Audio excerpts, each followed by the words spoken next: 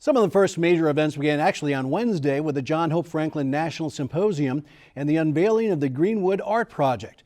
With more on that and the role that reparations might play within the context of the race massacre and President Biden's visit, here's reporter Rory Taylor. We had the opportunity to go around this morning and see a number of the installations that have been done by remarkable artists here in our community all over the city. And it's powerful. Artists answered the call to contribute to an enormous effort commemorating the centennial of the Tulsa Race Massacre. This week, the Greenwood Art Project officially began its showcase. The commission wanted a monument or something, and that's, monuments are great. But this issue is not ready to be memorialized in a monument yet. I mean, this is an opportunity, this is a time in which this needs to happen in conversation. That conversation includes reparations for survivors and their families. The 2021 Reconciliation in America Symposium held in Tulsa this week is one part of a much larger national conversation about both reconciliation and reparations for damages done to the community that were never covered by insurance 100 years ago. It was not a riot. It was an assault on a community.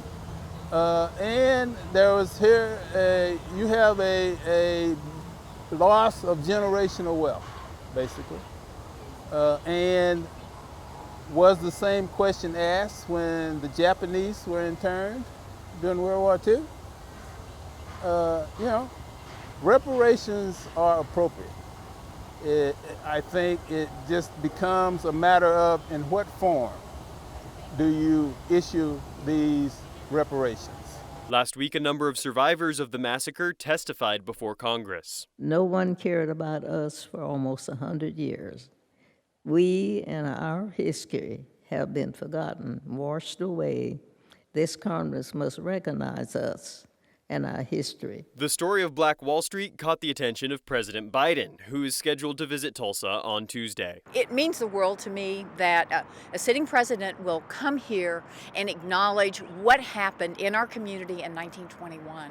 And it must mean so much to the families of survivors, and that a sitting president is acknowledging what we as a community we tried so hard to cover up. Sculptor Ed Dwight helped kick off the symposium. He created the piece Tower to Reconciliation, putting the conversation into his art. Dr. King, his whole thing was, when you get to the promised land, you gotta start helping each other. So if you look at the top of it, I got black people pushing and helping each other and pulling each other up to get to, quote, this promised land that Dr. King promised us all. From now through August, other art installations, performances, films, and murals will be displayed across Greenwood. Ebony Amandalis is one of the contributing artists. The title of it is Greenwood Imagine, and it's imagining what it was like before the Tulsa Race Massacre, imagining what it was like during, which I'll say is hard, emotionally hard to do when you're doing this research and reading interviews, and then imagining the future. So what would it have been like had the massacre never occurred? And so we visualize that through all forms of media.